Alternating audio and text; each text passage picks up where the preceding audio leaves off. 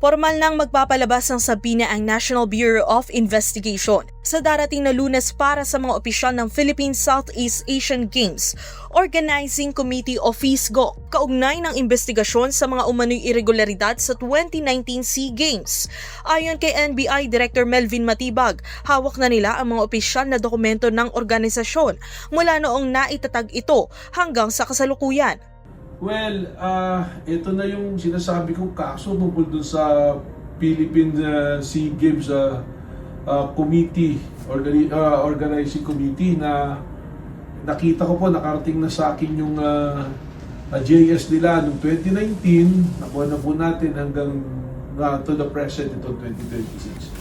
Dahil dito, formal nang ipapatawag ng ahensya ang mga opisyal na nakapaloob sa mga record ng Securities and Exchange Commission. Sa Lunes po, mag-issue tayo ng subpoena para sa Friday, maimbitahan si Ramon Susara, si Dexter Estacio, John Lester Bensuceso at ibang director, at testificandum and duces tecum po ito.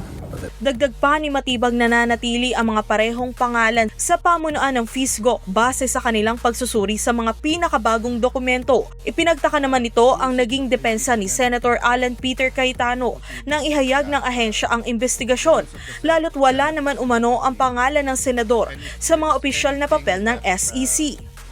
Meron lang akong na-notice dito, nakakapagtaka, nung binanggit natin na imbestigahan natin to, bakit kaya nag-react si Senator Cayetano, Alan Peter Cayetano, wala naman po yung pangalan niya rito.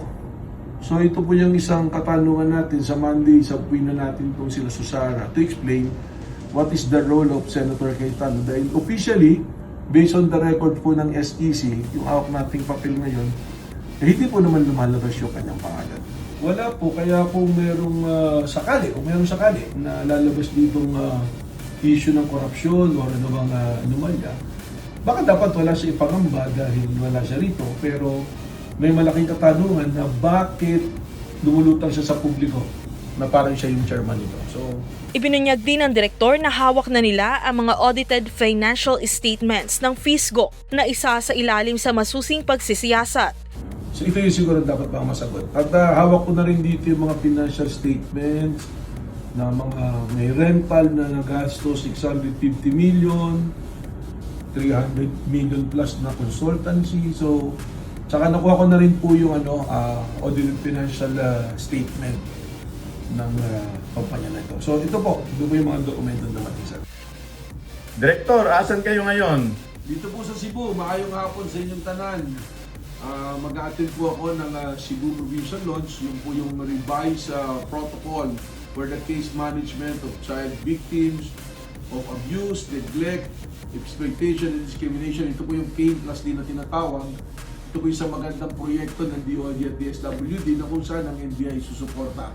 Dito po natin ilalabas yung mga bagong protocol at polisiya kung paano po iti-treat or pag-aalaga po sa mga minor de edad na biktima po ng kung ano-anong mga violent crime, kagaya ng usaid, ng human trafficking.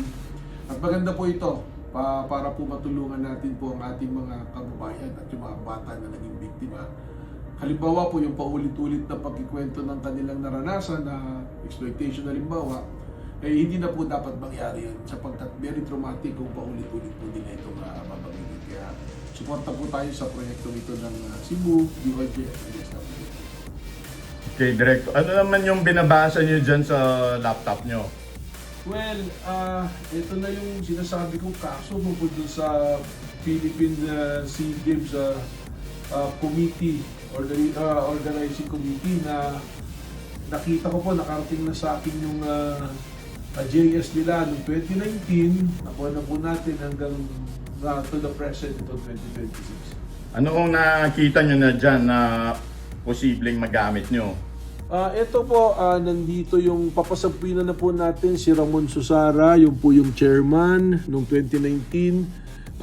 Yung iba pong incorporated, mga directors na nakalagay dito.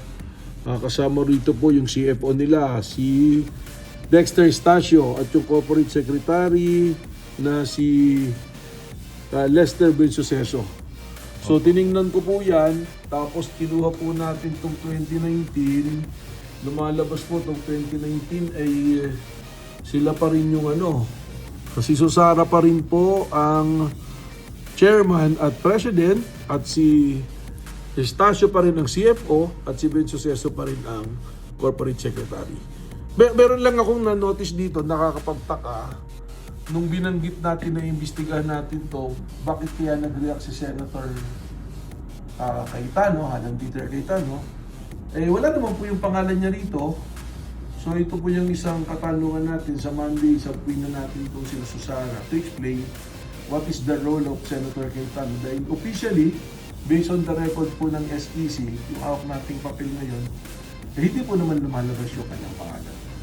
Ibig nyo sabihin, wala siya sa chairman, sa board of trustees at saka sa chairmanship position? Wala po, kaya kung merong kung merong sakali na lalabas ditong issue ng korupsyon o ano namang anomalya, baka dapat wala siya ipangamba dahil wala siya rito. Pero may malaking katanungan na bakit lumulutang siya sa publiko na parang siya yung chairman nito. So ito yung siguro dapat pang masagot. At hawak ko na rin dito yung mga financial statements na mga may rental na gasto 650 million, 300 million plus na consultancy. So, saka nakuha ko na rin po yung audited financial statement ng kumpanya na ito. So, ito po yung mga dokumento na dumating sa atin. So, may isasabi na kayong mga dokumento at mga tao sa Lunes? Sa Lunes po, mag-issue tayo ng subpoena para sa Friday. May imbitahan si Ramon Susara, si